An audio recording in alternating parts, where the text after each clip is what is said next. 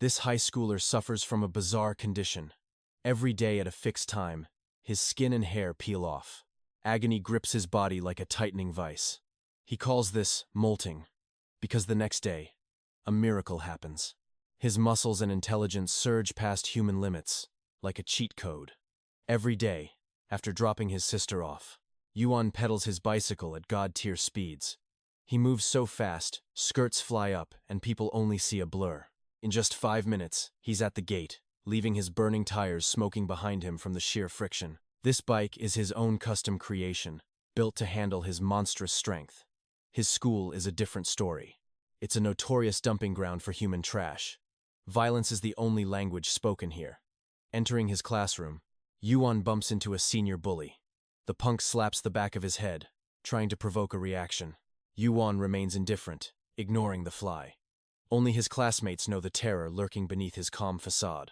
They freeze, not even daring to breathe. While he hides his power, these encounters are just daily routines for him. Even his perfect zero-score tests are a calculated move, hiding the terrifying genius of a true hidden master. Despite his research, the origin of his mutation remains a mystery. He only remembers his parents' desperate warnings. They begged him to endure the agony alone and never see a doctor. As scientists, they knew the truth. Today, as Yuan leaves, a gang of thugs blocks his path. They demand he follows them into the shadows. Yuan tries to decline, but they insist on dragging him to a dark corner to meet their big boss. The leader claims Yuan offended a school queen bee. He orders his underlings to teach the boy a lesson. Facing danger, Yuan simply smiles. His eyes flash with a predator's intent as he activates his hidden godlike power. Time slows to a crawl. His body temperature skyrockets, radiating a suffocating pressure that freezes the thugs in place. With just 2 fingers, he stops a swinging club dead. But then, his fingernails begin to crack and shatter. The molting process is starting early. Yuan has to finish this fast. To the thugs, he becomes a phantom. He blurs through the air, moving faster than the eye can follow. They feel nothing but instant, overwhelming terror. Nearby, the leader smokes casually, waiting for the screams. But when he turns around, his heart nearly stops. Yuan is standing right in front of him, having moved like a ghost. Before he can react, Yuan strikes. He slams the leader's forehead down and follows with a crushing blow to the temple, shattering his arrogance. Even as the leader chokes on his own agony, Yuan isn't done. He delivers a brutal kick to the chest. Broken in body and spirit, the bully trembles under Yuan's murderous gaze. He can't even mutter a single plea. He spills everything, revealing the mastermind's identity from his phone. After cleaning up the mess, Yuan takes action. He grabs a nearby blade, expertly shaving the bully's head. A silent warning: keep this secret, or pay the price. The pain becomes unbearable. Yuan retreats into a dark alley, collapsing as his body begins to shed its skin. His skin and nails fall away. Any further delay would have been fatal. After forcing his bones back, he checks the time. He still has to pick up his sister. He can't let the transformation stop him. Doubling over, he pedals like a demon through the streets. His senses are sharp, but the agony is sharper. This is a race against time. With a screech of tires, he arrives exactly on schedule at the school. He forces his body to cool down, masking the intense heat within. Finally, his sister appears with a friend. The girl, 𝒕𝒓𝒐𝒏𝒈, looks at him with shy eyes. But Yuan is in a hurry, urging his sister home. 𝒕𝒓𝒏𝒈 watches them leave with a blushing face, her words left unsaid. On the way back, the sister speaks up. She reveals that 𝒕𝒓𝒏𝒈 was asking for his number. Yuan remains silent, his Ice Prince persona fully active. His sister teases his cold attitude. That night, Yuan begins a deep-dive investigation into a name: 𝒕𝒓𝒐𝒏𝒈. This girl just joined SC Entertainment. Yuan's computer system lights up as he traces the dark corporate connections. She's the granddaughter of the CEO who worked with his father. Their fates have been intertwined since childhood. They once lived under the same roof. His father, an orphan, rose through the ranks with the director's help. They were a legendary duo, creating inventions that sent the company's stock skyrocketing like a wildfire.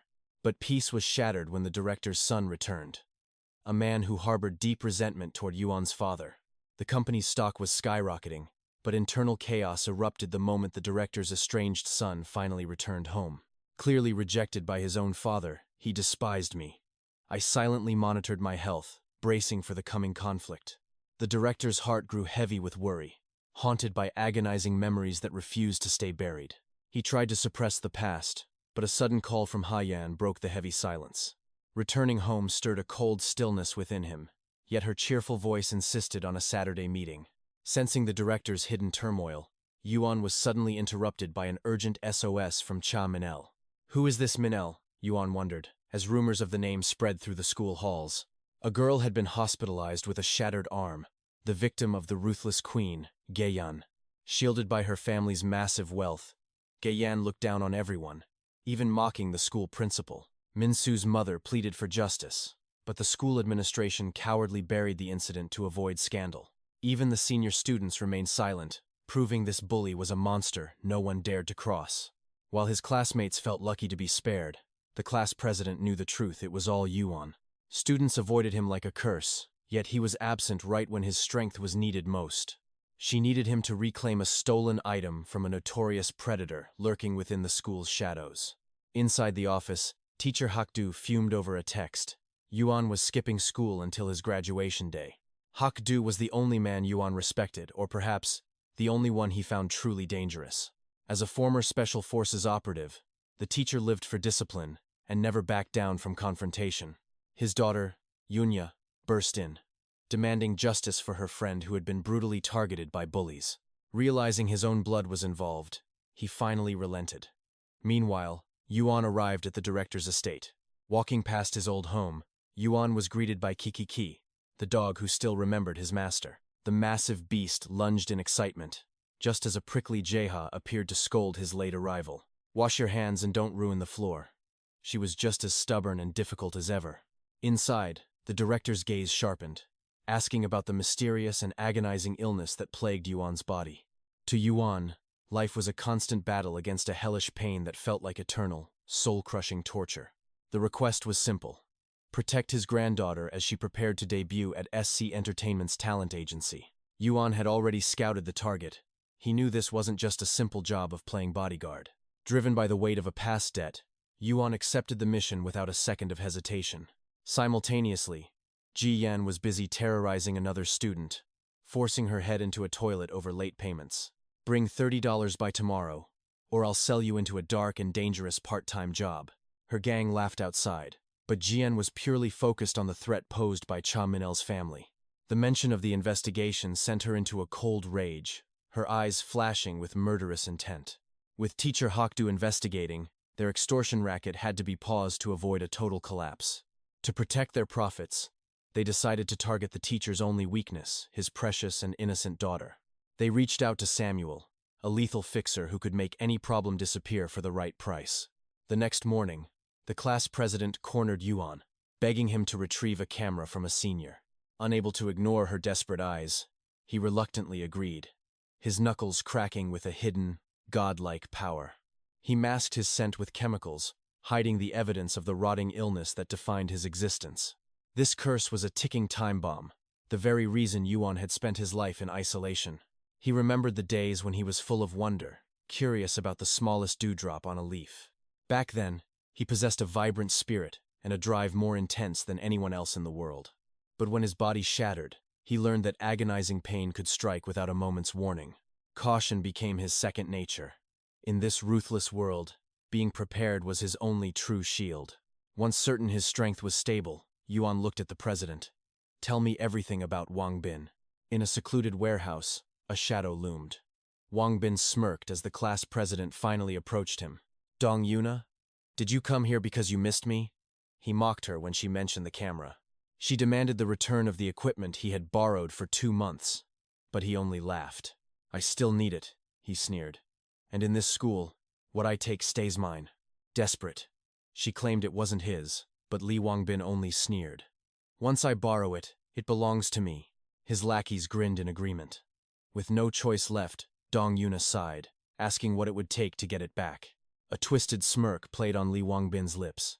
He flashed 2 fingers, demanding a price that left her speechless. 10,000 won a day. Despite his smiling mask, the demand was pure extortion. And the ultimate catch? You must surrender your student ID as collateral first. Dong Yuna's blood boiled at the blatant illegal business. Are you insane? Exploiting school property is a crime. Keep this up, and the teachers will hear everything. Her defiance ignited a spark of pure malice in him. He lunged forward, pinning her against the cold wall. A heavy fist slammed beside her head, shattering her courage. He loomed over her like a starving predator. You've grown quite bold, haven't you? We were friends once, but now you're just a massive annoyance. Do you really think your uncle being a cop makes you untouchable? His thugs blocked every exit, grinning wickedly. Lock the doors, he commanded. Don't let a soul in. The air grew heavy with a dark, suffocating tension. Let's have some fun, shall we? You think I'm afraid to ruin you? Li Wangbin's eyes were void of mercy. Let's see whose life hits rock bottom first, my prison sentence or your shattered reputation.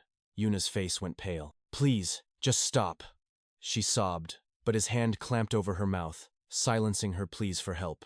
Why the resistance? He mocked. But before he could finish, a projectile struck his head with a dull thud. What the hell? He shrieked.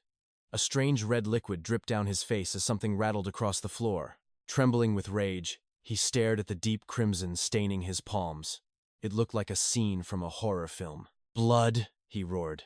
Suddenly, Yuan stepped into the room, his voice echoing with absolute boredom. Seriously? Harassing people in broad daylight? You're making quite a scene, little man. Yuan didn't even look at him, focused only on fixing his jammed zipper. Your nonsense is actually giving me a headache. Li Wangbin stood frozen in confusion. After fixing his clothes, Yuan stepped forward with a chilling gaze. I'm just here to take out the trash specifically, a stray dog like you. He turned to the trembling Yuna. Sorry I'm late, Yuna. The bathroom break took longer than expected. Li Wangbin barked. Who the hell are you? One lackey recognized the face and gasped. Is that Yuan? The others looked on, completely clueless and baffled. Tell me who he is, Wangbin demanded. The boy in the cap stepped forward, his voice shaking with fear. That guy. He wiped out an entire gang at 𝒕𝒓𝒐𝒏𝒈. Back then, rumors said he was a monster. He crushed a top-tier senior and even hospitalized a teacher. He's a total psychopath who got expelled for violence. Nobody dares to cross him, the lackey warned. Li Wangbin squinted, searching for any sign of hidden strength. 𝒕𝒓𝒐𝒏𝒈, the prestigious school in Gangnam? Its traditions are famous, but this guy looks like a nobody. Just another thug? Li Wangbin's eyes narrowed. He couldn't believe such a massive scandal remained a secret. Does he have powerful connections? As Yuan approached, Wangbin stepped up, his ego flared by the challenge. Playing the hero, are we? He took a fighting stance, a wicked grin spreading across his face. You want a piece of me right here? Li Wangbin lunged, screaming curses as he threw a wild punch. Yuan remained calm, analyzing his prey. This guy doesn't feel pain, a rare physical trait for a brawler. Yuan effortlessly danced around the strikes. This explains how he rose to power. A leader who never flinches. Li Wangbin's frustration boiled over. Answer me, you bastard. How are you moving like that? Yuan stayed silent, his mind a fortress. He preferred actions over words, dodging another heavy, vein-popping blow. Each punch swung like a massive sledgehammer. Yuan smirked a terrifying expression that signaled the end. At that moment, Yuan's world sharpened. Every sense, sight, sound, even smell was dialed to its absolute maximum. Li Wangbin lunged again, but to Yuan, he was moving through thick molasses. The counterattack was ready. With a graceful spin, Yuan avoided the fist by a hair's breadth. The wind of the punch hissed past. A knee strike aimed for his chin. But Yuan had already calculated the trajectory with godlike precision. Using a soft palm, he redirected the momentum. Li Wangbin's eyes widened as his balance was completely shattered. Not bad, Yuan noted internally. Your movements have a certain flow to them. It's almost like an art form. He watched the falling elbow strike. Smooth, powerful, and utterly useless against the hidden boss of the school. Another effortless dodge. Yuan realized his agility far outclassed this pathetic school bully. He danced through the strikes, leaving afterimages as he slipped past a desperate elbow. Wangbin froze in confusion, while Yuan enjoyed the hunt with godlike composure. 4 consecutive misses. Wangbin realized Yuan was predicting his every move like a psychic. Not bad for a thug, Yuan thought. Then, he gave a mocking, effortless gesture. Infuriated by the blatant disrespect, Wang Bin's sanity snapped. "You brat!" he screamed. The bully launched a reckless mid-air assault, throwing his entire weight into the strike. A flash of crimson. But the one bleeding was actually the aggressor, Wang Bin. Mouth leaking syrup, Wang Bin trembled. Yuan sighed, unimpressed by this weak display. To Yuan, this kingpin was no different from a bug waiting to be crushed. After images? No. The speed was so divine it felt like Yuan had duplicated himself.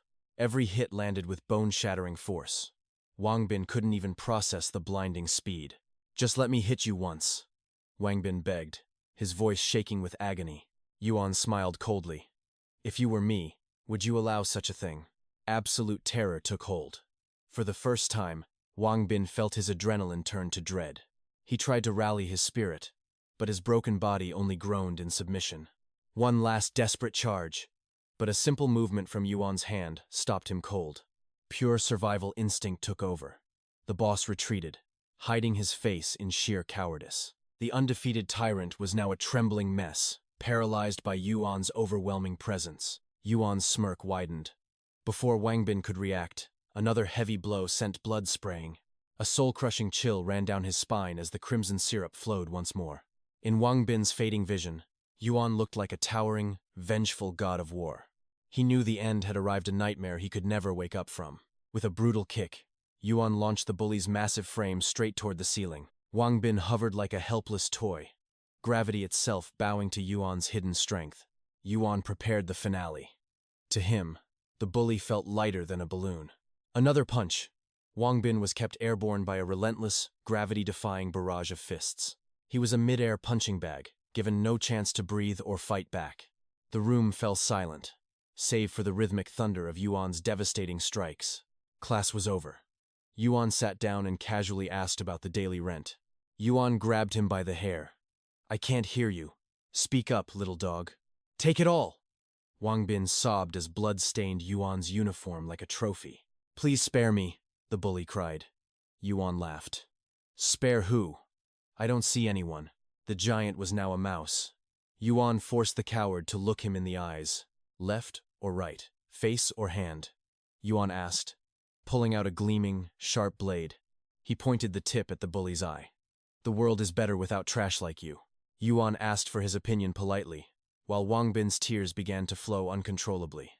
"I'll never do it again," Yuan scoffed. "So you knew it was wrong all along?" Clawing at the dirt until his nails broke, the bully screamed for a savior. The blade descended. Wang Bin braced for death, but felt only a freezing sensation. The sharp edge whispered against his skin, cutting through his ego, not his flesh. He couldn't even scream. He was simply drowning in a sea of absolute terror. Yuan sheathed the knife. This much trauma was enough to break any high schooler. A shattered spirit is far more permanent than a shattered bone or a wound. Yuan looked down at the pathetic heap. The lesson in power was finally complete. Those who have never tasted true agony will never understand. Yuan decides to handle these thugs personally. Looking at the trembling gang, he asks, "Running already?" Standing up slowly, he tells them calmly, "Run if you want. It's a small school, and I have plenty of time." They freeze in terror. "Crushing you isn't even worth the effort." He pats a shoulder.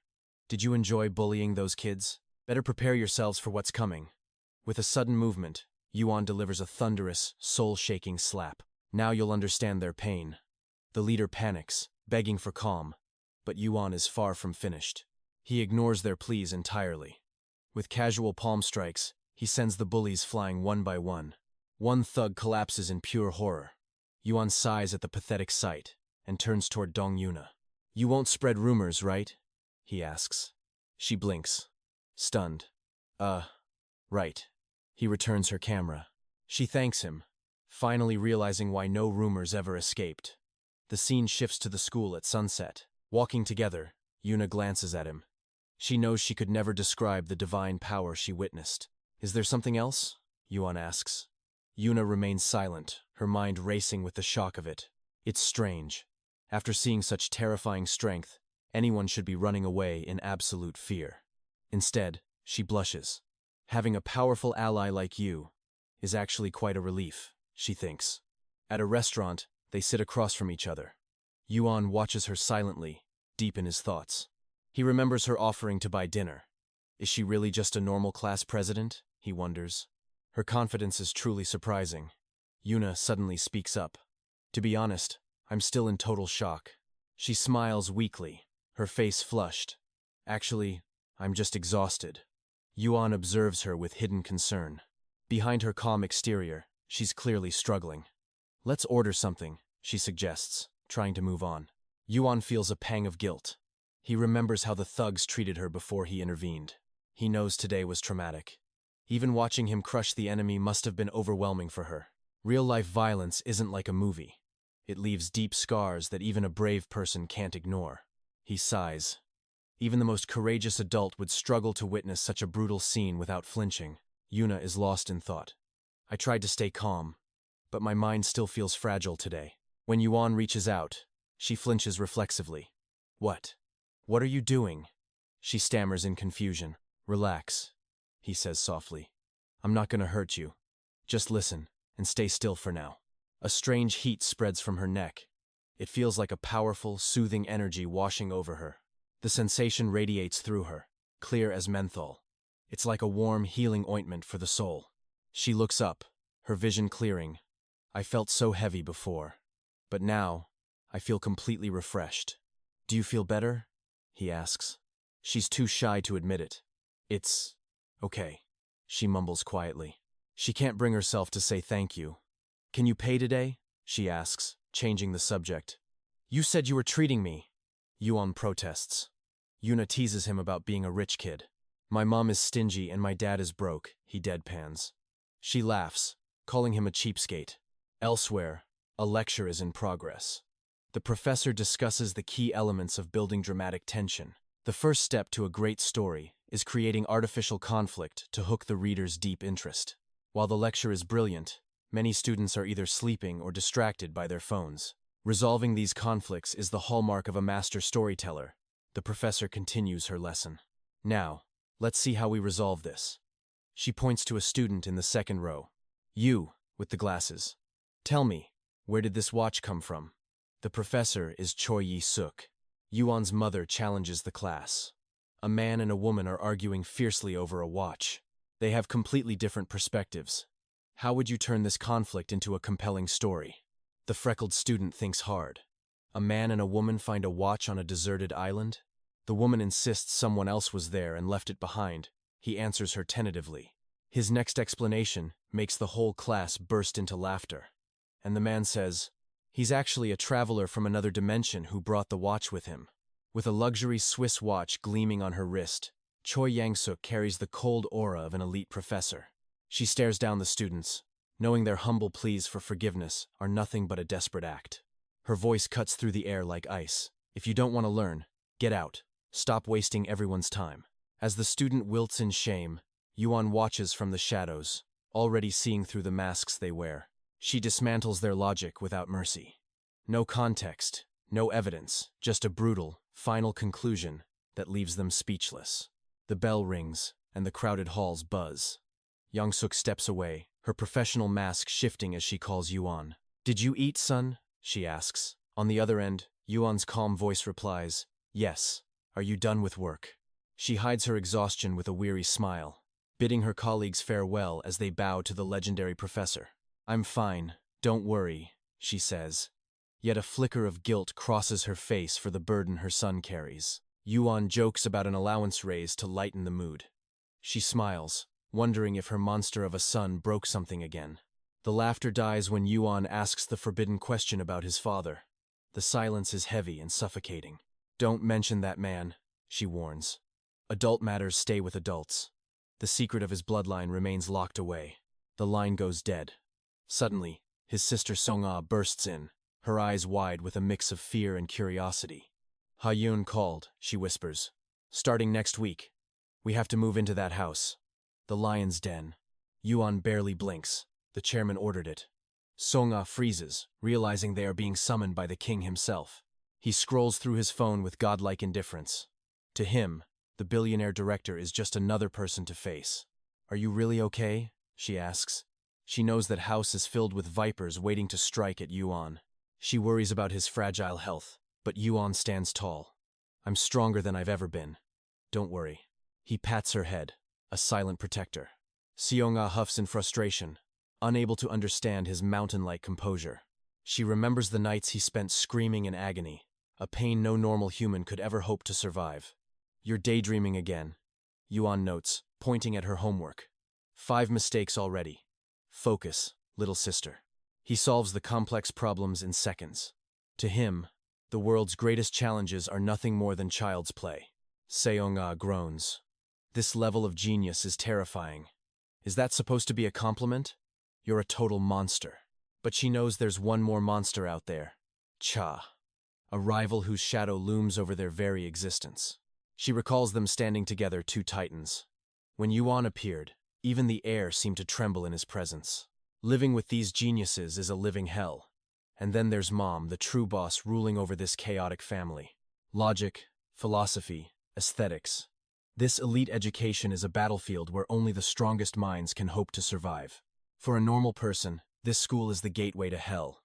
For Yuan, it's just a playground for his hidden power. Seong-ah sighs, buried in her books. Why can't we just be a normal, happy family for once? Meanwhile, in the faculty room, teacher Hoyan is troubled. Something about Class 5 feels disturbingly perfect. 3 days of interviews and not a single flaw. It's too quiet. It's like the calm before a massive storm. Mentioning the Class 5 leader makes even the wildest delinquents bow in fear. "We're sorry," they whisper, trembling. Her colleagues envy her. "You're so lucky to have such a peaceful class." But Hoyan feels a chill. A class of perfect students? No, it's a class that has been tamed. Someone is ruling them from the shadows. On the surface, they look normal. But in a den of monsters, normal is the biggest lie of all. Everything in this elite school points back to one person, a name that carries the weight of a hidden king. Yuan. He is the ghost in the machine. Hoyan realizes he is the one holding all the strings. She finally has a lead. Her eyes light up with hope. The mystery of the school's shadow boss is unraveling. High on the rooftop, Yuan gazes at the endless blue sky, the world looking small from his throne. Strange, he muses. The crippling pain that haunted him for years has vanished. A new power is awakening. He considers skipping class, a casual defiance of the rules that govern everyone else in this prestigious academy. His father wouldn't care. But his mother's wrath is the only thing on earth he truly wishes to avoid. Suddenly, a dark memory fractures his mind. The crushing weight of a past where his body felt like it was breaking. A pain so absolute he begged for the end. A child forced to endure the agony of 1,000 deaths. Even as he drifted into the abyss of delirium, his mother's iron will never wavered, demanding he survive. My parents were cold. They strictly forbade any medicine, even basic painkillers or antibiotics. It was a silent pact to never seek help. They even used brutal restraints to keep me confined. I remember a moment from my childhood. My parents were out, and grandfather saw my true condition. He rushed my frail body to the hospital. There, I witnessed a tangent-level clash between him and father. As the CEO and my father argued, I overheard the doctor's chilling diagnosis from the shadows. They had never seen anything like it. My muscles and internal organs were decaying at an impossible rate. The verdict was a death sentence. I had less than 1 year left to live. To those doctors, I wasn't a patient. I was a rare biological specimen they were desperate to study. My parents fought the medical staff with terrifying intensity, treating the hospital like a battlefield. I hated it all. The hospital, and even my own parents. Then, Chairman Jae Muang stepped in. He ended the chaos. After that day, he didn't speak to my parents for a very long time. Back in the present, those dark memories flooded my mind. Then, a sudden voice broke my trance. Dong Yuna leaned in, asking if I was crying. I snapped awake, wiping the moisture from my eyes. I denied it instantly, but my voice was thick and heavy. She just smirked at my obvious lie. I threatened to stop helping her if she kept teasing. That finally shut her up. She told me to clear some time later, but I refused. I had far more important things to do. She warned me that rumors would spread if I kept acting out. She was sure I had been crying. Meanwhile, teacher Yun-se was interrogating Hong Yan-du. She desperately claimed she knew nothing. He pressured her, noting she sat right next to the victim. He saw her begin to tremble with fear. He shifted to psychological tactics, whispering that he knew she wasn't truly a bad person. "We are only human," he said. "We all make mistakes. but repeating them is where the danger lies. He promised to keep her secret if she trusted him. He was hunting for the truth. He demanded to know who was behind it, but she remained frozen, paralyzed by her own fear. Elsewhere, Park Ae-yan was losing her cool. Her lackey reported that the teacher was asking questions. He was hunting down every bully involved with Cha Minel. Gae-yan's fury was reaching a boiling point. She spat out her lollipop, demanding to know what the girl had confessed. The lackey had no answers. She thought the school board and the higher-ups had everything covered. This wasn't supposed to happen. Teacher Yun-se was the only variable. If the truth about the drugs leaked, she was finished. She ground her teeth in rage.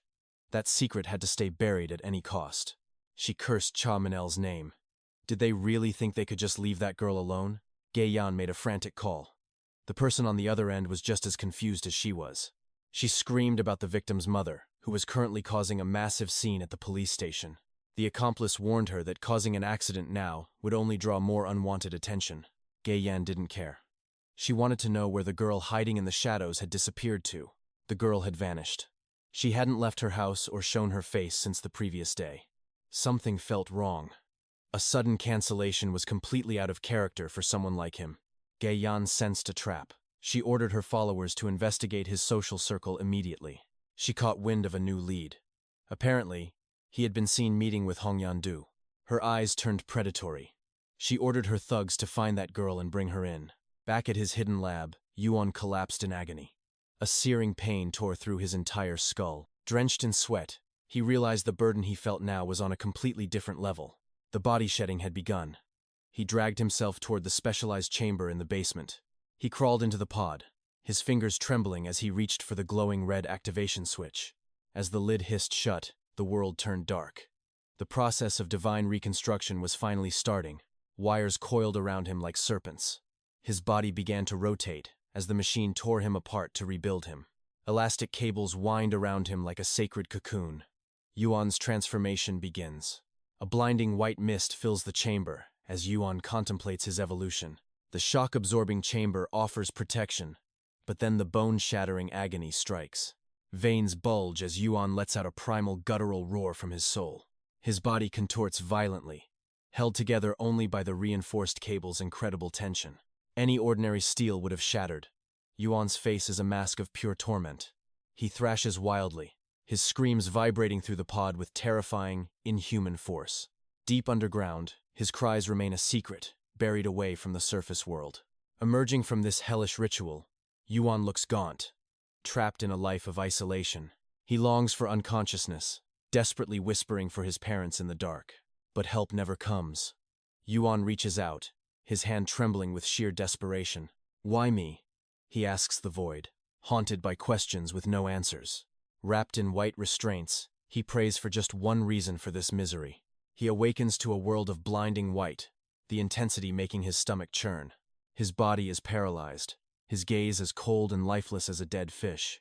Shaking uncontrollably, he turns his head toward the distant, cold wall. Suddenly, space bends. A wall 10 meters away snaps into crystal-clear focus. He can see every microscopic droplet of paint, every tiny imperfection on the surface. His vision pierces through the gloom, revealing hidden patterns and minute details. Even the legs of tiny spiders crawling nearby become terrifyingly vivid to him. The perspective shifts violently, like a broken camera lens struggling to find focus. Strange golden lights and aurora-like lines dance before his newly awakened eyes. He perceives the very nature of reality through light's reflection and diffraction. Despite the pain, Yuan smiles. He's seeing the world in infrared and ultraviolet. He catches glimpses of the future. Is he becoming something more than human? Now, his hearing explodes. The nerves behind his ears flare with divine power. Sounds from miles away flood his mind, expanding his awareness to godlike levels. The cacophony is deafening. It feels like a hammer striking his very soul. Through the agony, Yuan maintains focus, desperate to master his overwhelming new senses. He clutches his head as frequencies beyond human limits pierce through him. He senses ethereal vibrations, a sound that no human language could ever describe. This is only the beginning. The true trial of a god starts now. This is his third awakening. How much more can his mortal shell endure? He must endure. He lives for a future where he rules his destiny. Yuan stumbles toward his terminal, his senses burning with newfound, terrifying intensity.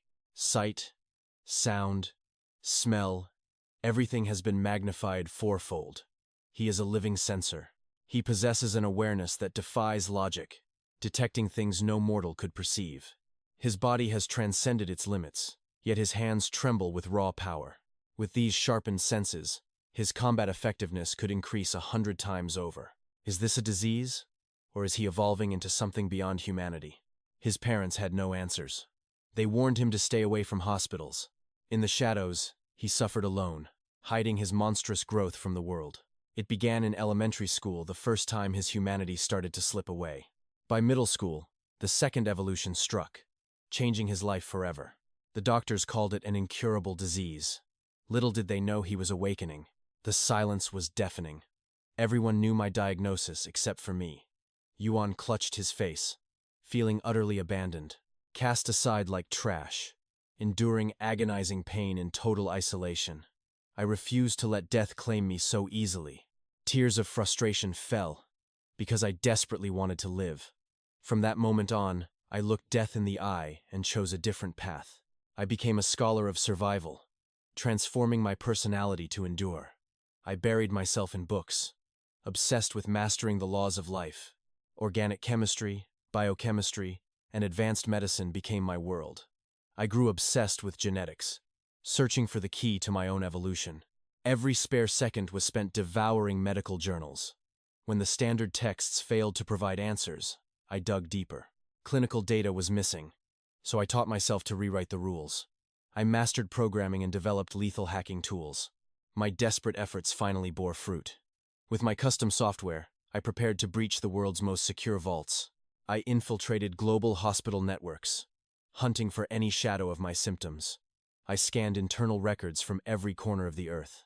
But there was nothing, not a single match in the entire world. Meanwhile, my own hand was beginning to decompose before my eyes. As Yuan stared at his rotting flesh, he realized the truth. I tracked every known disease of rapid aging, but this was something else. This wasn't decay. It was a violent rebirth. Where cells die, a terrifying new form of life begins to take root. On my monitor, the genetic sequences began to shift. My cells weren't failing. They were evolving into something magnificent. They were becoming invincible, perfect in every way. It wasn't an exaggeration to call them supercells or godlike fragments. I remembered the day the search changed everything. I accidentally stumbled upon a classified file in a US military hospital. It was the first lead I ever found. But the moment I finished reading, the record vanished without a trace. That was the day the pieces of the puzzle clicked. A cold chill ran down my spine as I realized the scale of the conspiracy. If someone was systematically erasing these records, then others like me are being hunted or hidden away. Are we becoming stronger, or are we being eliminated by the shadows? For the first time, I understood my parents' fear of hospitals. Their refusal to seek help wasn't out of neglect. Looking back at their worried faces, I finally understood their burden. It wasn't irresponsibility. They were protecting a monster from the world. I looked up at the ceiling, questioning my own existence. My logic was sound, but the conclusion was terrifying. Am I even human anymore? Suddenly, my body began to convulse. Breath escaped me as the world's scent began to rot. Space itself seemed to distort and warp around my vision. The colors of reality bled away into gray. Sounds echoed like the thunderous roar of an ancient naval battle. Yuan's body felt fragile, yet his mind remained a razor's edge. How many times must I endure this trial? Stay conscious, I told myself. Witness everything. Because I'd survived this hell before, my mind stayed sharp as a blade. I searched for the core of the pain amidst the darkness. My mother always said a sharp spirit is the ultimate shield. I chose to believe her words, even as I lay broken. Her sorrowful face was the only reason I refused to give up. A sudden sneeze shattered the silence. My senses exploded as the final stage of the molting began. The stench of decaying cells filled the room. My hair turned snow white as I prepared to shed my human skin. As aging and regeneration clashed, I was drenched in sweat. This cycle of death and rebirth had become my daily routine. Fear was gone. Only the will to endure remained. Just a few more days of agony, and I would be reborn again. Back at his desk, Yuan acted like a normal student. My head is killing me, he complained over the phone to Yuna. Where does it hurt? she asked, worried. It feels like a lethal flu, like I'm hovering at death's door. Yuna's voice turned into a lecture. You missed school again. Do you have any idea how much trouble you're in? You didn't even answer your phone. I was so worried.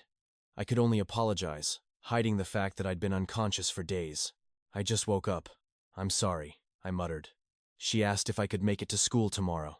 I had to be honest. My body was a battlefield. Are you going to the hospital? She pressed. Not yet, I replied gloomily. She insisted I go, just to be safe, her voice full of concern. Tell me when you're better, she reminded me. I haven't marked you absent yet, but you need a medical certificate. Got it. Thanks, Yuna, I said before hanging up. Why was she being so kind to a ghost like me? I stared at the phone. A medical certificate, huh? I guess it's time to hack the hospital database again. Suddenly, a curse escaped my lips. Something was wrong. My body was screaming in a brand new way. This wasn't a normal molting. It was a tidal wave of agony. The changes were hitting me like a devastating storm. A strange golden fluid surged from my throat. This time, the power awakening within was truly monstrous. This is the final, lethal blow. I'm retching uncontrollably as every cell in my body begins a violent revolt. My lungs seize up and bitter acid burns my throat. I never wanted to relive this agonizing torment again. Yujan collapses, his body trembling violently on the floor. His insides twist and knot in rhythmic, agonizing spasms. His muscles fail, leaking waste as everything but his mind shuts down. Yujan's eyes reflect a soul-shattering misery. Covered in filth and pain, he forces himself to focus. Suddenly, a mysterious blue aura begins to envelop him. Without hesitation, he pushes his senses to the absolute limit. His eyes feel like they are about to burst. He must endure. A single mistake means irreversible failure. Visions of his own neural pathways flash before him. Breaking past human limits, he calculates every micro-adjustment. This internal surgery requires godlike precision to succeed. He realizes his body is an ocean of infinite potential. Still, he keeps vomiting bile while reaching for his phone. It is only 7:26. Just 1 hour has passed, yet I feel like I have lost 10 years. Slumping back, a smirk forms. I have survived the reconstruction and sensory recovery, the two hurdles of life and death. He sighs in relief. His skin might be cracking, but Yujan has cheated death once again. I have crossed the threshold. The fear of dying is gone, even as my hands continue to peel away. But the real challenge starts now. The days following this molting are when my physical form is at its weakest. My nerves and will are out of sync. I must carefully rebuild myself without a single moment of rest. Closing his eyes, he feels the blue energy. I cannot sleep. I must keep moving to stay fluid and supple. I must purge every blockage. It is like kneading raw clay. The final shape depends on how I mold it. He remains still in the dim basement, stretching his limbs. He watches the faint light filtering down from above. Fiber optic light reaches the 3rd floor. Yujan rubs his head and smiles. Morning has finally arrived. If I miss 4 days of school, my teacher will kill me. He stands up, his joints screaming in protest. A simple shake of his head sends dead hair and dust raining down. His messy locks are falling out. Looking at his phone, he notices his hair has turned a sickly, pale color. Then, a message catches his eye. Yujan's expression softens into a gentle smile. It is a text from his mother. Son, stay strong for me. Feeling slightly better, he staggers toward his computer. Sweat pours off him as he gasps for every breath. He collapses into his chair, utterly drained. 5 meters felt like I just ran a grueling 10-kilometer marathon. Wiping his brow, he curses. Why must I endure this? Every step feels like a battle against my body. Is this the 3rd or 4th time? I have lost count. This cycle is a hellish blur of survival. No medical theory can explain this phenomenon. Finally, at 6 a.m. on Thursday, the basement door swings open. Yujan wakes up in a tub filled with a strange, colored liquid. He watches the chemicals drip from his arm. This chemical solution is a temporary coating. It reinforces my skin and tissues while masking the scent of decay. He stands up, admiring his lean, muscular frame. 0 body fat, and perfectly balanced, the ultimate vessel for power. He tests his movements. It feels slightly alien, but the coating is holding. If I rub too hard, I'll peel. He peels back a layer of dead skin. Immediately, the pungent, sharp stench of rotting organic matter fills the room. Yujan sighs and grabs a spray bottle. I wonder if this is enough. At least I won't collapse from moving. He looks at the bottles he crafted, a cocktail of chemicals designed to hide the scent of his own evolution. He calculates his timeline. I can unleash my full power until July. How many months will I lose now? His recovery cycle is shortening, but the cost is high. I have to spray this foul-smelling perfume thrice daily. Damn it, this process is devouring my youth. No one understands the misery of choosing this path of hidden strength. Grabbing his leather jacket, he prepares to face the world. My body has evolved exactly as I envisioned. Those bottles contained my secret chemical invention, a specialized scent designed to mask the overwhelming aura of my power. I calculated my final evolution. I had exactly 6 months of peak strength before my body would inevitably collapse. How long would this take? I felt a wave of helplessness as my recovery cycles grew dangerously short and unstable. Though recovery was faster, I loathed this stench. Applying this foul liquid 3 times daily was my heavy burden. It felt like it was rotting my youth away. No one understands the true misery of living as a ghost. I threw on my jacket, feeling my muscles surge. My physical vessel had perfected itself exactly as I had planned. Phase 1 optimization complete. Dressed and ready, he sits at his desk, calculating the next step in his evolution. He isolates himself to stabilize his newly awakened power, distancing from humanity as the agonizing process begins to take hold. Patience, Yuan whispers to his lonely soul. Too much time in shadows has made silence his only true companion through agony. Deep within this earthly hell, his only prayer was for the absolute strength to shatter his chains and finally claim victory. Failure is no longer an option. His resolve hardens. I will forge my own flesh, a vow that echoes with divinity. He chooses a path beyond mortality, launching 2 impossible projects that will redefine the very limits of human existence and power. While meditating, the plan crystallizes. First, decipher the human core. Second, use that forbidden knowledge to rewrite his biological code. He will be his own master. No longer a mere mortal, he intends to step into the role of a creator. Standing at the universe's center, Yuan eyes a godlike goal. It is a pursuit of pure arrogance, yet he is destined for it. Reaching for the heavens, he craves the sensation of his first metamorphosis, longing to bridge the gap between man and deity. He yearns to touch the essence of all things. Meanwhile, in a high-rise far away, a very different conversation is brewing. This looks risky, one whispers. You scared? Or is that just your nerves acting up? They taunt Wu-Ha with a smirk. Ignoring the mockery, he senses a heavy pressure in the air. Something big, a hidden force, is definitely moving behind the scenes here. The blonde man sneers about envy, mentioning a certain commander. Is it starting? He asks, while Wu-Ha's patience wears thin. I do not play stocks, Wu-Ha snaps. But the blonde pushes like a desperate scammer, promising guaranteed riches for 0 effort. Just jump when the signal hits. I have already banked 400 from my last move. The greedy leech boasts with pride. I made 2,000 for ammo and luxury ties. See this? Pure profit, he gloats, flashing his expensive gear to tempt him. He keeps pressuring. Throw in 1,000. I am doing this for you. Wu-Ha scans him coldly, unimpressed by the facade. Nice tie, Wu-Ha mutters, turning away. Then comes the sharp question. Where exactly did my previous investment money disappear to? Blondie's blood boils at the skepticism, yet he masks it with a fake grin. Just put in 5 million. Trust me. He begs for trust, but Wu-Ha's sharp mind is already dissecting the offer. He is handed a stock called GA Mechanics. Glancing at the screen, the data reveals the ugly truth. Once a titan, now it is plummeting into a total financial abyss. They possess elite polymer and biotech, but incompetent leadership has steered this once great ship straight into a violent storm of debt. 3 years of bleeding red. Maintenance costs are suffocating them, a clear sign that even their advanced tech is deeply flawed. Thinking of Director Jian's reckless management, Wu-Ha realizes this is not an investment, it is a sinking funeral pyre of greed. Under the founder, it was rock solid. But Jian's aggressive, bloated expansion turned a lean machine into a messy, 10-fold disaster.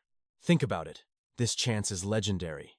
Blondie keeps barking, claiming the stock is being adjusted for a massive future surge. He claims the director is in on the trend, but Wu Ha sees through the lies. The air reeks of desperation. Wu Ha hesitates. Ever since joining Dr. Cha's world-class team, his meager salary barely covers the reality of his heavy burdens. Living paycheck to paycheck is a cage. He needs much more to fulfill his duties and protect what little he has left. His mother's medical bills and a future wedding weigh him down. The pressure of being a dutiful son is crushing him. Tearing up at his own plight, he sighs. "I will consider it," he says, hoping to end the conversation and find peace. "Stop thinking and start paying. Just transfer the funds. I will handle the rest," the leech insists, pushing the line too far.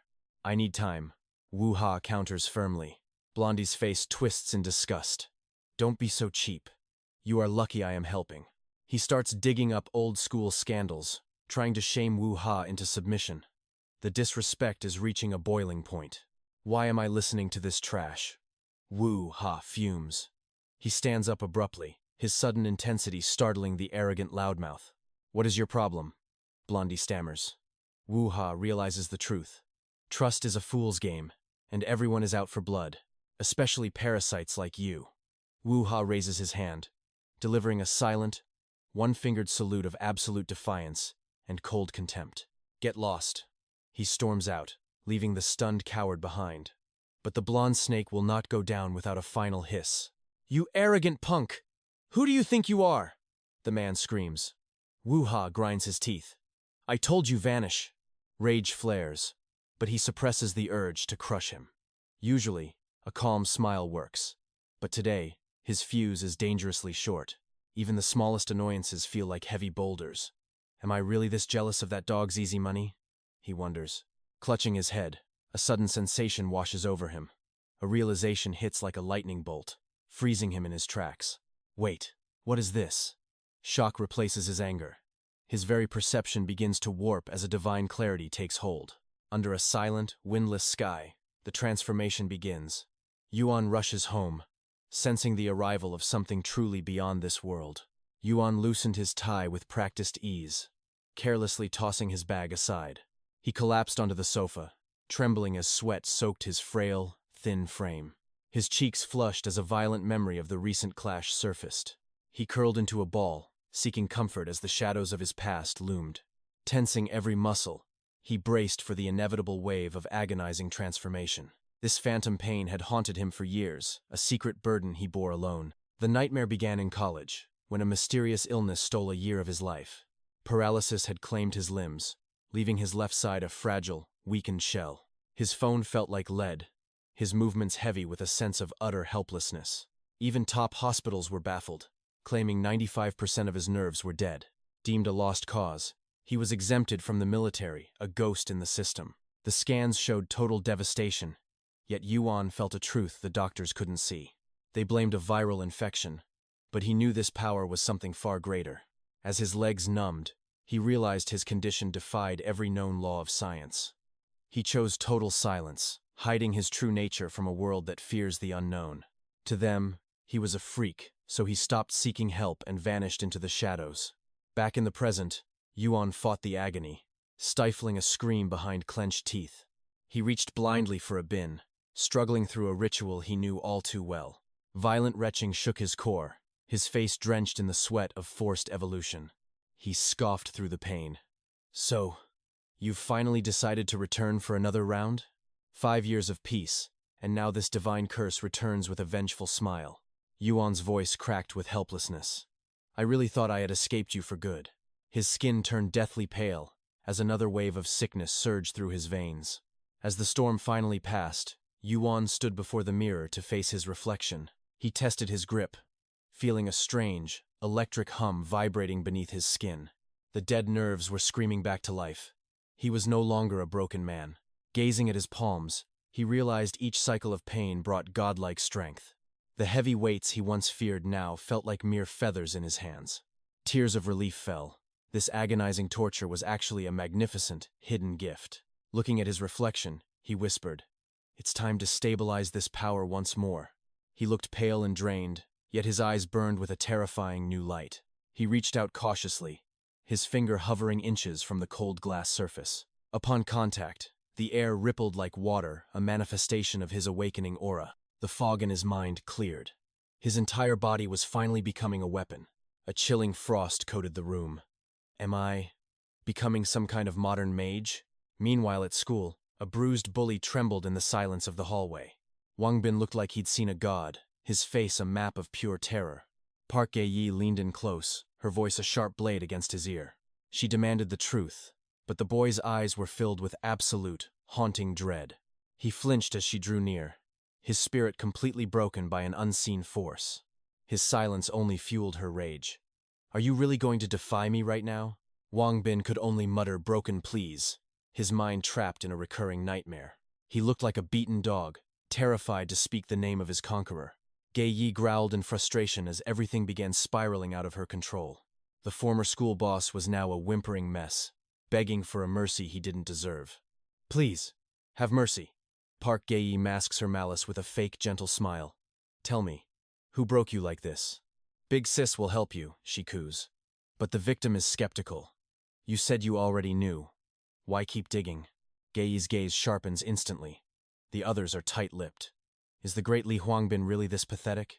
She watches him cower in fear. Look at him, trembling like a kicked dog. Who could possibly crush his spirit?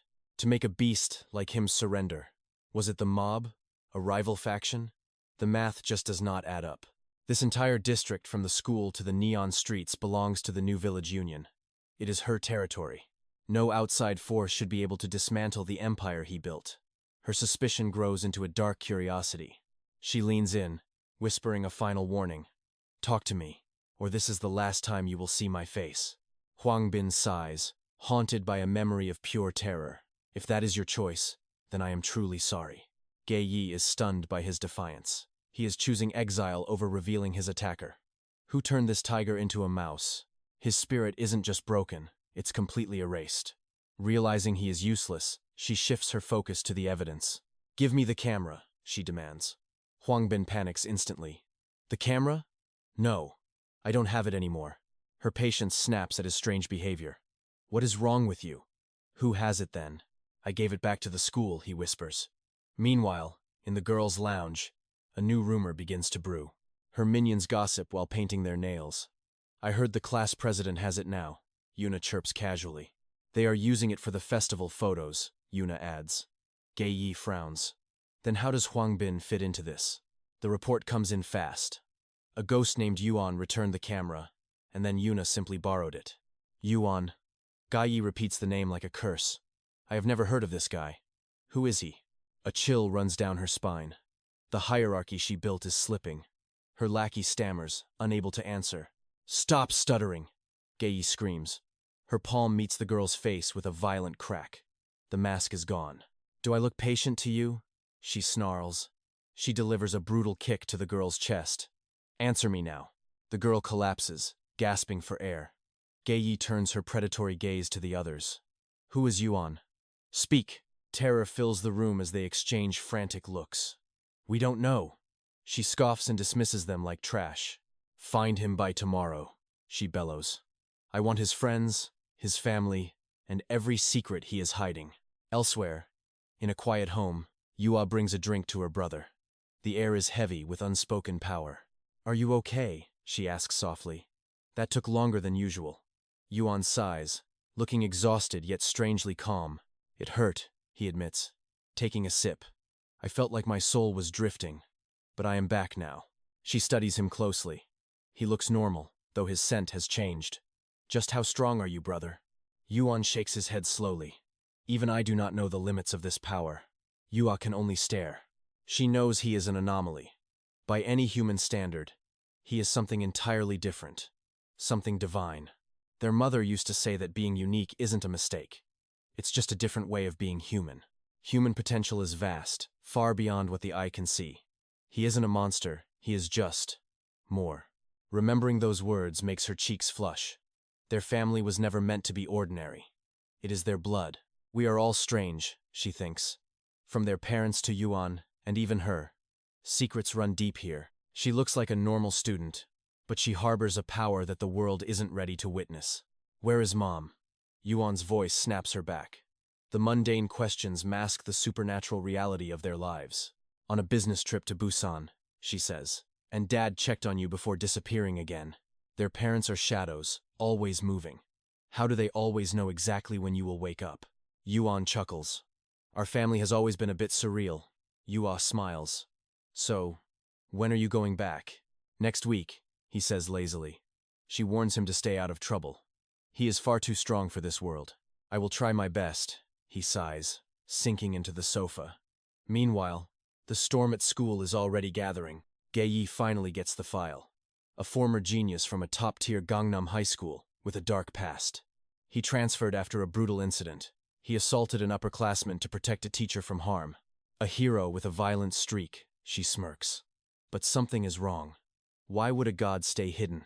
Gae's eyes gleam with malice. The school's biggest monster has been hiding right under my nose.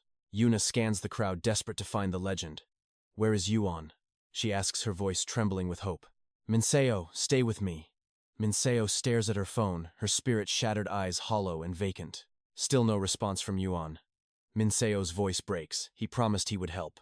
Her last thread of hope. Yuna peeks at the screen. A single, chilling message sent to Yuan. Save me. Please. Yuan? Yuna's heart skips. Was he just some quiet kid? Or something far more dangerous? Her mind begins to race. She wants to press for answers, but bites her lip. The pain in Minseo's eyes is too sharp to touch. What is their secret connection? Opening that wound would be like salt on fire. Yuan, what are you? Her father never praised anyone, but he couldn't stop talking about this one boy. The curiosity consumes her. She dug through the files. Yuan was a transfer student expelled from his previous school for reasons unknown. A genius, maybe. But mostly, he seemed like a dangerous sociopath with no ties to anyone. Her father would explode whenever she doubted him. You don't understand, he'd bark. You don't see his shadow. To her father, Yuan wasn't just a student.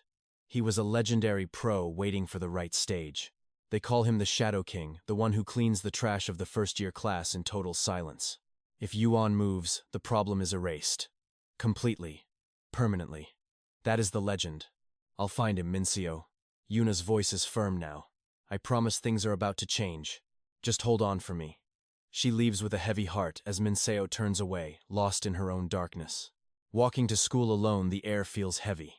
Yuna can't shake the feeling that the storm is coming. Park Yi is out there. A cornered, venomous snake waiting to strike back at anyone who knows. Fear crawls up her spine. What if she's next? Suddenly, a sound behind her. Footsteps. Heavy and deliberate. Is someone following me? She grips her phone tight, trying to stay calm as her heart hammers. A figure blocks the path. A cold realization hits her. Wait. I've seen this shadow before. Fear turns to pure instinct. She bolts into the alley, but the predators are already closing in. A rough hand strikes. A cloth covers her mouth, stifling her scream. No, not like this. Her vision blurs. The call to her father remains unanswered. Father, please, she whispers. Back at school, Teacher Yoon stares at a mountain of files. His eyes burn with fury. Park Ye's records are a list of nightmares. Pure, unadulterated evil hidden behind a school uniform. But Yoon isn't just a teacher. He's a former Special Forces intelligence officer. He sees through the lies. He's summoned to the office. The atmosphere is suffocating. Power and corruption hang thick in the air. This evidence is undeniable. But Vice Principal Ma Bin-gon just wipes his glasses, looking bored and annoyed. Ma reeks of cheap whiskey. Listen here, Teacher Yun, he sneers. Let's be realistic for once. You honestly believe this Park kid is capable of all this nonsense? He tosses the files aside. Gang violence, illegal gambling, even trafficking. It's just a child's game. Ma laughs mockingly. It's not a game. It's reality. Yun snaps back. The photos, the records. The truth is right here. Ma leans in close. Is this the original file? He asks, his eyes gleaming with a dark intent. It is, Yun confirms. Ma's smile widens. And tell me, who else has seen this? Yun feels a chill. Why does that matter? I'm asking because I care about us. Ma stands up, looming over the desk. If this leaks, everyone in this building goes down in flames. It's been happening for a year, Ma growls. And you think we didn't notice until now? Do you understand the stakes? Ma outlines the disaster. The parents, the protests, the end of the school. The reputation of 𝒕𝒏𝒈 High is more important than a few troubled kids. His voice is a threat. Do you think the parents will just let this go? He laughs bitterly. They'll tear us apart. The Board of Education, the local politicians, the powerful leaders. They all want this buried. No parent will ever send their child here again. Ma's desperation is turning into pure malice. And if the police get involved, he leans in, whispering, "Do you think those gangs will stay quiet? They'll put a knife in your back before you can even blink." Ma's eyes are cold. Silence is your only option. After rounding up the rats, the vice principal glares at 𝒐𝒏𝒈. Why expose this? Have you lost your mind? His patience snaps. He slams the desk with a deafening crash. Ma Bingon's roar echoes through the office. Our students are being sold like cattle. Yunse's words pierce the vice principal's corrupt soul like a blade. Ma Bingon stammers, trapped by the truth. Suddenly, a vibration. Yunse's daughter is calling his phone. The old fox tries to preach. "Keep your emotions in check," he says, while staring at the caller ID. A tense silence follows. Yunse glares back. This isn't about emotion, it's about cold, hard justice. "Fine, let's handle it," Ma mutters. "But we need time. We need a quiet way out of this." In his heart, 𝒐𝒏𝒈 whispers an apology to his daughter. Outside, innocent kids are suffering in hellish clubs. The gravity of the situation escapes the vice principal. He remains indifferent to the students' agonizing cries. "They chose that life for the money," he scoffs. 𝒐𝒏𝒈's fury finally explodes. He screams in the coward's face. "How dare you talk to your superior like that?" The office trembles as 𝒐𝒏𝒈 snatches the evidence files. "I won't watch my students suffer. If you love your chair so much, then rot in it alone." Ma Bingon panics as 𝒐𝒏𝒈 turns to leave. "Where are you going?" The response is chillingly calm. "I am heading to the police." Before exiting, 𝒐𝒏𝒈 drops a final threat. "Why not discipline me again?" "Try it," Ma yells back. "Do you think the police will actually help you?" 𝒐𝒏𝒈 does not blink. "If the police fail, I will go to the prosecutors. If they fail, I will drag this into the media. And if the media stays silent, I will stand before the Blue House alone. I will burn your world." Ma Bingon turns pale. If 𝒐𝒏𝒈 goes that far, his precious career will turn into piles of ash. "Wait! Stop!" Ma stammers. 𝒐𝒏𝒈 ignores him, lighting a cigarette as he dials a number on his phone. Outside, the air is thick. Ma frantically calls the principal. Things are spiraling out of control. 𝒐𝒏𝒈 is moving. "He has the evidence? That is dangerous," the principal replies. Ma's voice shakes with pure, unadulterated fear. "What do we do now?" The line stays open, a heavy silence hanging between the two conspirators. "I will handle it," the principal commands. "Just go back to work and act like nothing happened." "Yes, sir." Ma wipes the cold sweat from his brow, gazing out at the world he has betrayed. "I cannot live with a man who exploits my every weakness," he whispers, his mind racing with bitterness. "This is how we survive. We climb, we use others, we win. Making excuses is for the losers. Right, Teacher Yun?" Silence. There is no answer from the other end. 𝒐𝒏𝒈's face hardens with worry. He whispers his daughter's name. Sitting outside a convenience store, the legendary soldier feels a sudden dread. The police won't help. "I know these bastards own the entire city. They are all part of the same rot." The call goes to voicemail again. This world is decaying. How can his daughter live in such filth? His eyes lock onto a new notification. A chill runs down his spine as he reads the screen. It is a text from her number. "There is a visitor waiting for you at the school gate. Do not be late, or things will get ugly. Bring the evidence. Do not try to play games. I have warned you once. Understand? Regret washes over. Say like a tidal wave." I should have answered. His feet are frozen. They have planned this from the start. They knew exactly how to break him. The evidence. The vice principal warned me to stop. 𝒐𝒏𝒈 reaches into his pocket, his hand trembling. Seeking justice alone is a fool's errand. My daughter is in danger. I have crossed a forbidden line. It is over. No more hiding. He bites down hard on his cigarette, eyes flashing with divine fury. First, I must save her. A blinding light cuts through the darkness, heading straight toward his position. A van approached my position. Suddenly, A chilling, familiar instinct flared up within me once again after all this time. It was the same deadly tension from my Special Forces days, back when I executed high-stakes counterterrorism missions alone. His fingers move with lethal precision. He finds the draft email and hits send. Target, that kid. The cigarette falls. Why must a teacher become a monster? Meanwhile, Yuan's phone chirps with a file. No subject? Why did teacher say send this? Yuan smirks, thinking it is some kind of joke. If this is a scam, I will make him pay tenfold. He opens it, but his face turns pale. He desperately hits dial, but only static answers. At the Shinobi Cafe, the silence is deafening. Amidst the clicking of mechanical keyboards, Dong 𝑷𝒐𝒘𝒆𝒓 roars in fury. Damn it! Where are you? Get online. The phone vibrates relentlessly until finally, a connection sparks. 𝑷𝒐𝒘𝒆𝒓 snaps. Hello?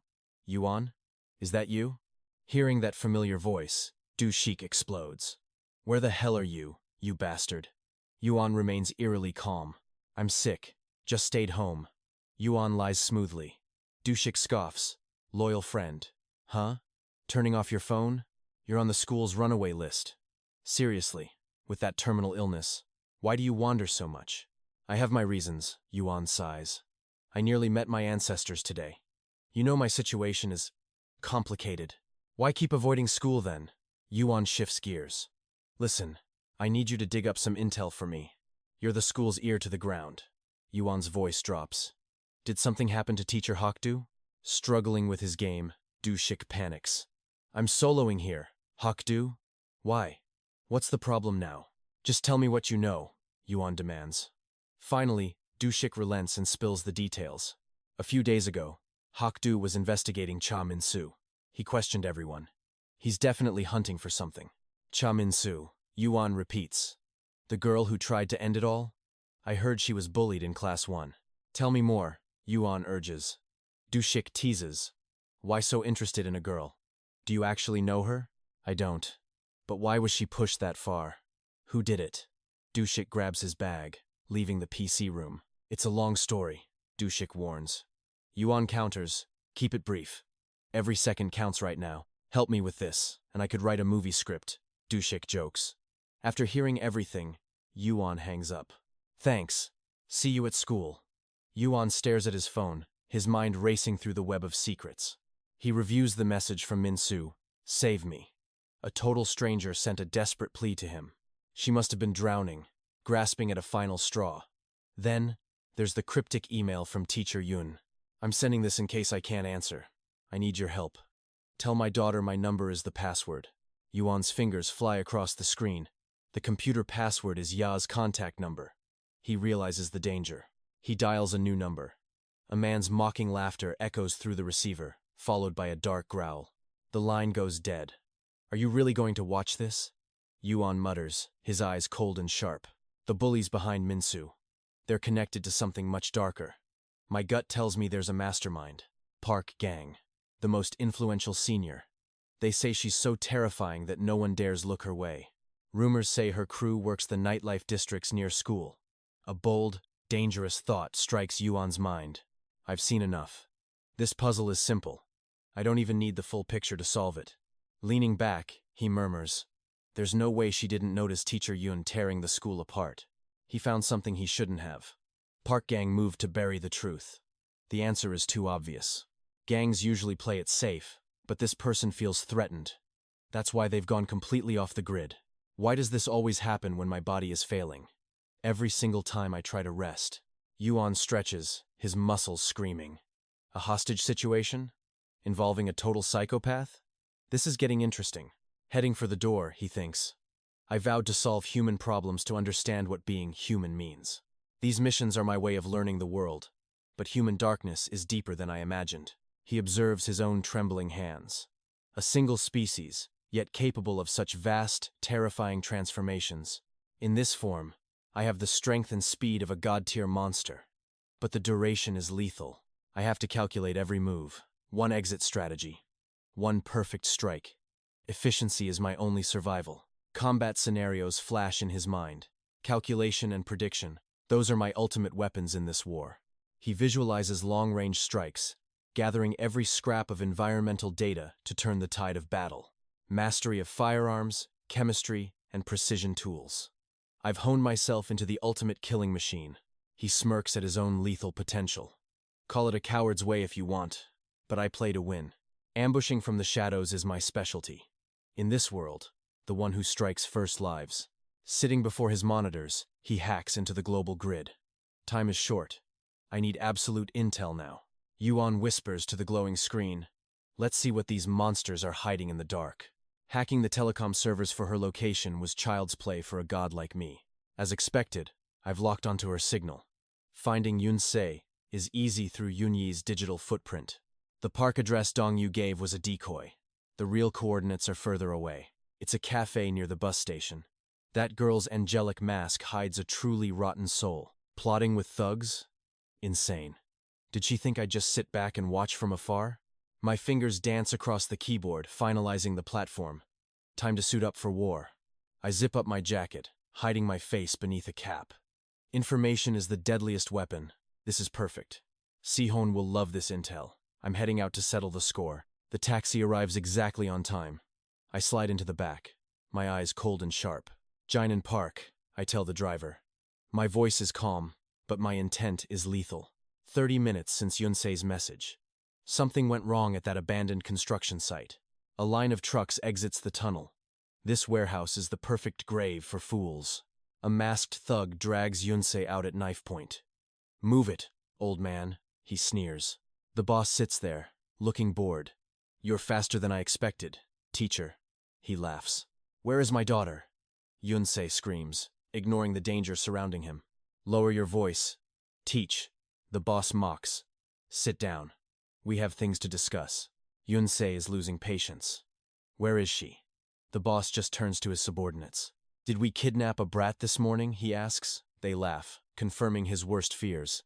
20 men, all professional hitters. Yun-Se counts them, his expression darkening by the second. He thought they were just local punks. But that vice principal is truly out of his mind. I can't move yet. Not until I see her. Show me my daughter first, he demands. The boss giggles. Look at this fatherly love. It's enough to make me cry. Coming here alone without a plan? You're either brave or just plain stupid. Teach. A former Special Forces legend? Don't make me laugh. You look like a fraud. The thugs slam Yun-Se to the ground. Treat our guest with some respect. The boss grins. He's tougher than he looks. A subordinate brings over a briefcase. The goods, sir. The boss flips through the files. Photos? Reports? Is this all you brought me? He raises a club to strike, but stops. He kneels before the fallen teacher. He dumps the bag's contents everywhere. Is this everything? Don't lie to me. Yun-Se smiles through the blood. I'm an idiot. I think I forgot the original. The boss's face contorts. You piece of trash. He kicks Yun-Se squarely in the jaw. He grabs Yun-Se's hair, pulling his face up. The original documents. Now, daughter first, Yun-Se gasps. The boss snaps.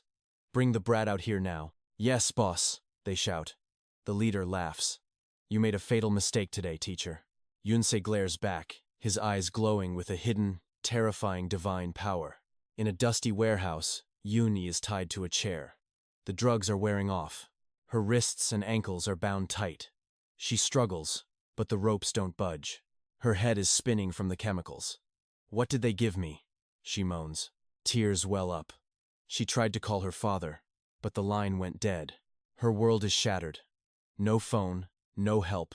Completely isolated from the outside world.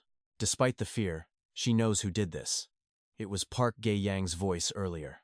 Suddenly, a heavy thud echoes against the metal door. Someone is coming in. Two massive shadows enter the dark room. Yun-Yi trembles as the door swings wide. A scream of agony echoes from outside. Dad?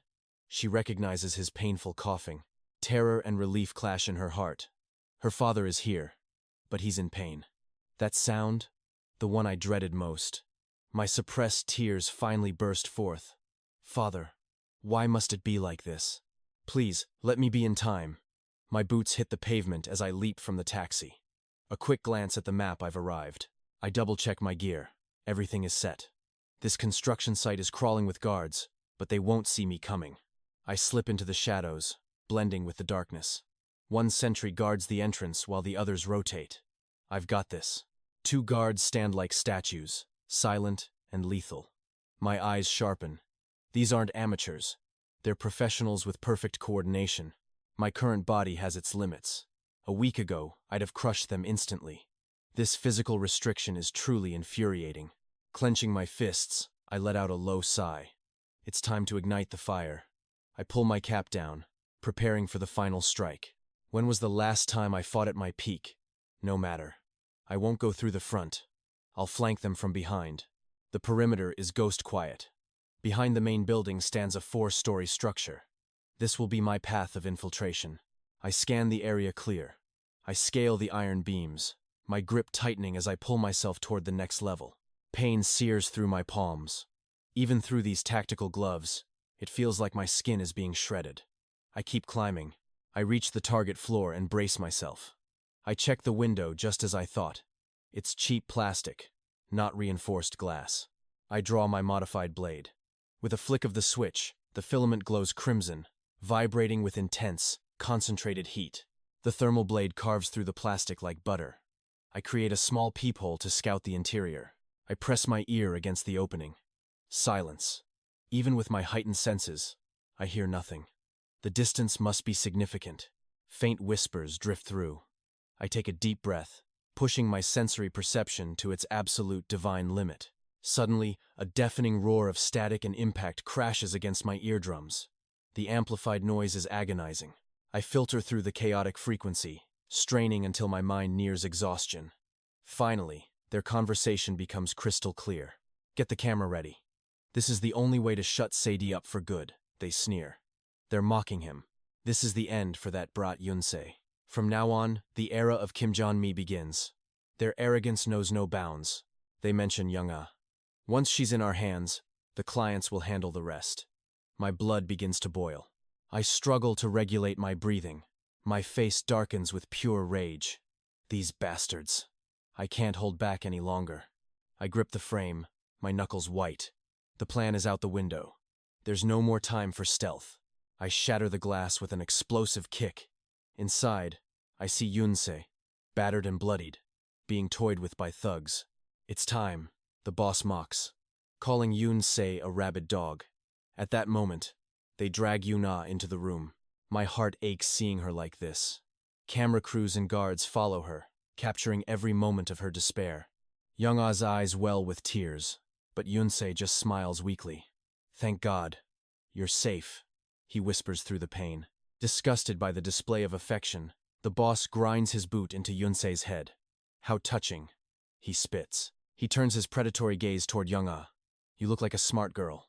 You'd better behave if you want to live. He leans in, whispering threats into her ear. Don't make this harder than it needs to be, right? He forces them to look at each other, a father broken and a daughter terrified. Am I right, Yun-se? Despite the blood, Yun-se maintains a gentle smile for his daughter. Then crash. A violent sound erupts through the hall. The thugs freeze. Who was that? They rush toward the source of the noise like a swarm of hornets. Someone broke the window. Find them, now. They scramble, searching the shadows for the intruder. Meanwhile, I've already breached the perimeter. My eyes scan the room, cold and calculating. The situation is set.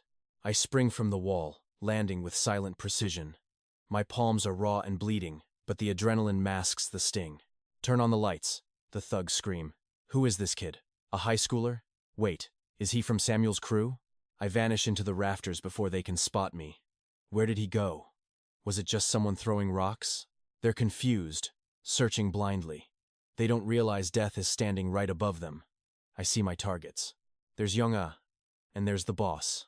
The god of the school has arrived to collect his debt. I scaled the wall, masking my pain. My palm was torn, but I had to remain an invisible shadow tonight. Kill the lights! The thugs roared. These school brats are crazy. Watch out, they're part of Samuel's legendary circle. I slipped away while they scrambled. Where'd he go? That window just exploded, they yelled, searching the dark corners. Is someone inside? Nobody here. They were baffled, wondering if some brat had simply thrown a rock and fled. I finally reached the kingpin's lair. My target was exposed. The hidden god was ready to strike at last. Master 𝒕𝒐𝒏𝒈 lies paralyzed. He's been beaten into total stillness. His eyes remain wide open. Yuan's gaze locks with his. A heavy silence falls between them. Doubt begins to flicker. He clenches his fist, testing his raw strength. Can he really do this unarmed? Senses overloaded, Yuan switches to pure calculation. His tactical mind sharpens in the chaos. Yuan's eyes ignite with power. He fires a dart, grazing a thug before striking the wall. The thugs freeze as debris rains down. They can't even react to his speed. An intruder, they scream. The black-suited guards scramble to tighten their defense. High above, Yuan stands unfazed. He frowns, unsatisfied with his slight margin of error. His body feels different than during home training. The weight of reality is shifting. Exhaustion threatens to overwhelm him. The flickering lights signal a descent into madness. He must buy time. Yuan launches a second coin, disrupting their every move. Every throw recalibrates his senses. He's becoming one with the dark environment. The guards squint, searching for a ghost. Their rigid formation is exactly what he wants. Coins whistle through the air like bullets. They are hunted by an invisible predator. Panic sets in as projectiles fly from the shadows. The boss grows dangerously impatient. "We leave now," the boss barks. He glares at the broken 𝒕𝒐𝒏𝒈 one last time. He mocks the fallen father. "Your daughter is gone, and you're just a corpse." But 𝒕𝒐𝒏𝒈 only smirks back. The boss recoils, stunned by such defiant confidence. Enraged, the boss prepares a final blow. He vows to destroy everything 𝒕𝒐𝒏𝒈 loves. Suddenly, a hand grips the boss's leg. The counterattack begins. Yuan finds his opening. Speed is the key. Yuan calculates the trajectory while moving like a shadow. Another dart flies. He thrives in this hellish environment, turning weakness into lethal precision. Every muscle must be perfect. He pushes past exhaustion, a god hiding in human skin. He traps them, forcing the thugs into a corner. Sweat pours as the pressure mounts. A sound from behind. Yuan calculates the distance exactly 10 centimeters to the target. He's mastered the rhythm now. The thugs are losing their minds in frustration. A coin strikes true. A guard vanishes into the dark. The group erupts in terror. "Is he dead?" they stammer. One thug curses in agony. Something isn't right here. They find a coin buried deep in a forehead. What kind of monster is this? A thunderous boom echoes. The thugs tremble, their courage completely shattered by the unknown. As the lights die, they huddle like moths. Yuan waits for them in the darkness. Chaos is his playground. He remains hidden, a silent god of the night. Fear drives the cowards into the light. Yuan watches them walk into his trap. He catches a coin mid-air. 81% accuracy. He's nearly reached perfection. The real execution begins. A barrage of coins rains down with divine precision. Foreheads split open. Weapons drop. Only one terrified survivor is left standing. Thugs writhe on the floor with shattered faces.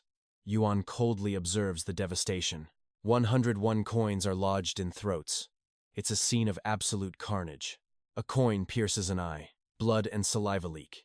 The scene is hauntingly grotesque. The last thug breaks. He drops his gun and sprints for the exit. He gasps for air, reaching for the door. Freedom is just inches away. He collapses instantly. A coin is buried in the back of his skull. Another runner falls, a coin pinned deep into his neck. No one escapes. The survivors freeze in place. Yuan's voice echoes, "No one leaves this room alive." A masterpiece of despair.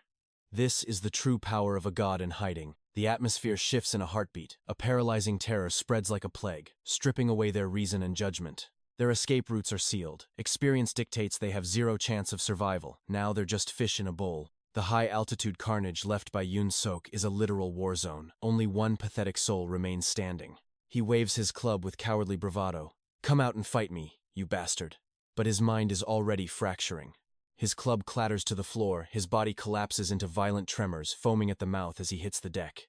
The boss struggles desperately against 𝒕𝒐𝒏𝒈's iron grip. "Let go of my leg, you psycho." But the hold only tightens. Primal instincts scream of imminent danger. His ankle feels trapped in a hydraulic steel press. The pressure is bone-crushing. He stares into 𝒕𝒐𝒏𝒈's eyes and sees true horror. What kind of monster has eyes like those? He tries to kick him off.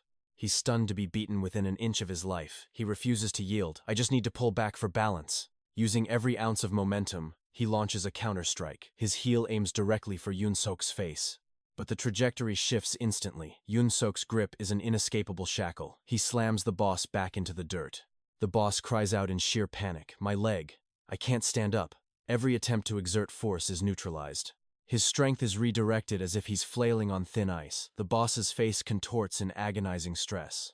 As he struggles, Yoon-suk speaks with chilling calmness. "Does it hurt?"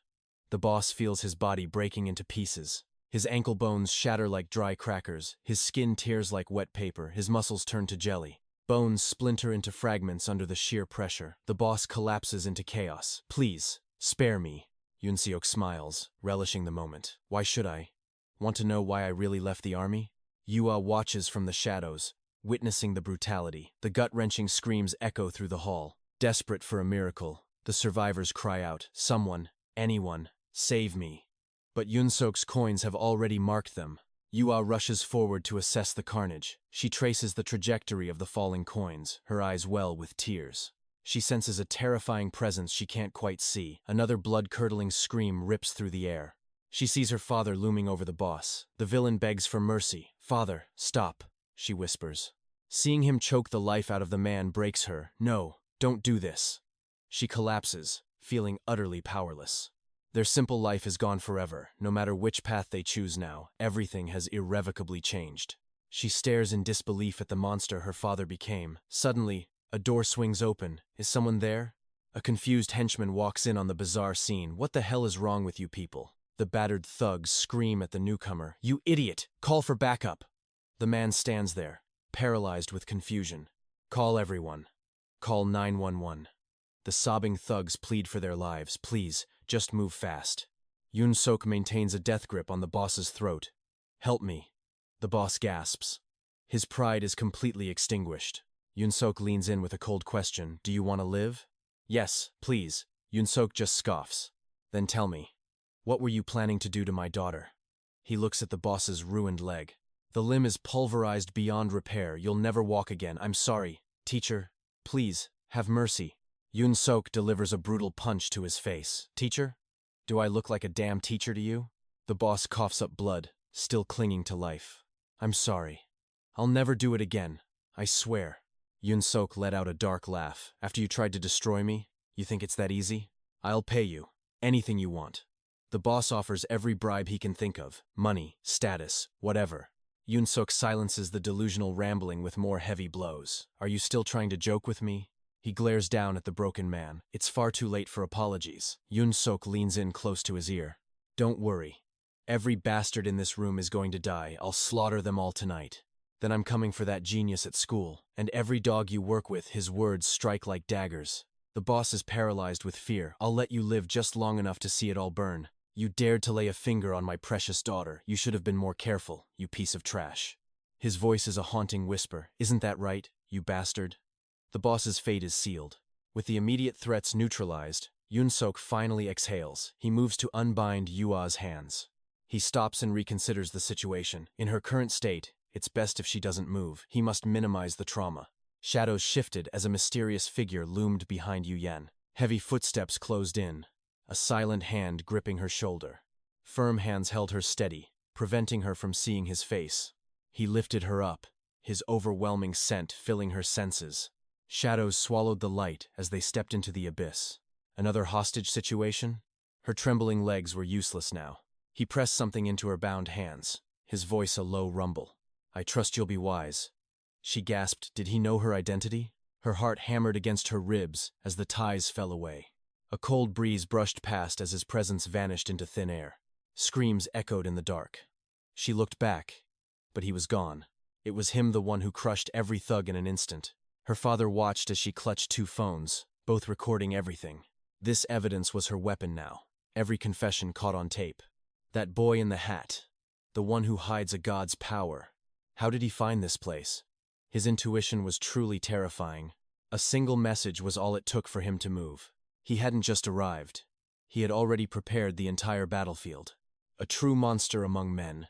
Then, their eyes finally met. He knew exactly what she needed: strength, wisdom, and justice. The defeated boss lay broken on the ground, silenced forever. She helped her father up as the doors were kicked open. Not the police, but the fire brigade had arrived on the scene. Yu Yan approached them, her father leaning heavily on her. They were searching for a mad dog, unaware it was him. She laughed. The construction site was finally crawling with authority. A man in black appeared. The assemblyman's elite shadow assistant. Why would a high-ranking official crawl into this filthy gutter? I have a message for you.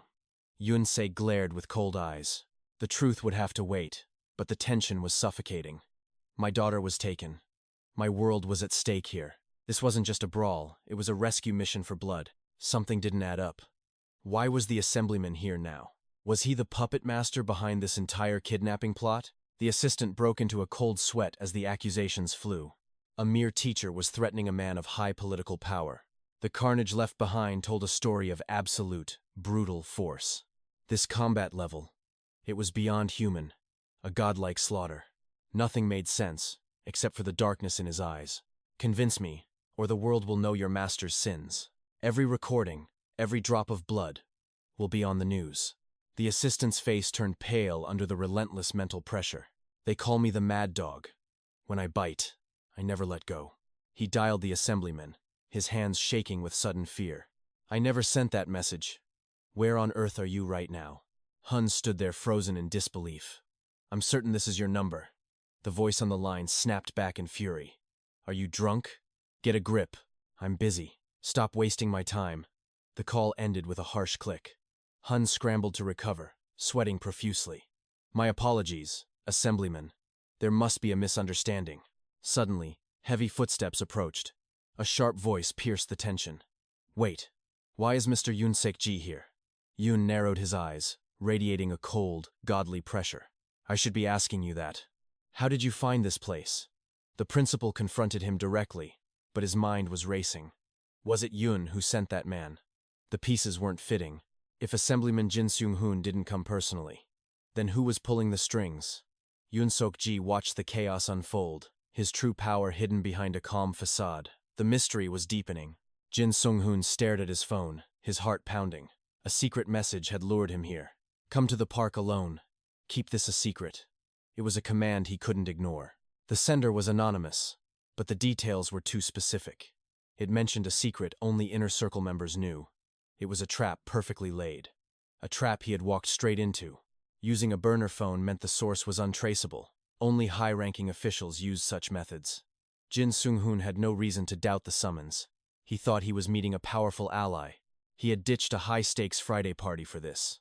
He thought it was his golden ticket to the top. Instead, he found himself in a nightmare. A firefighter suddenly shouted, "Don't move!" The principal was spiraling into a state of pure panic. What in the world is happening? He flashed back to the moment before he arrived.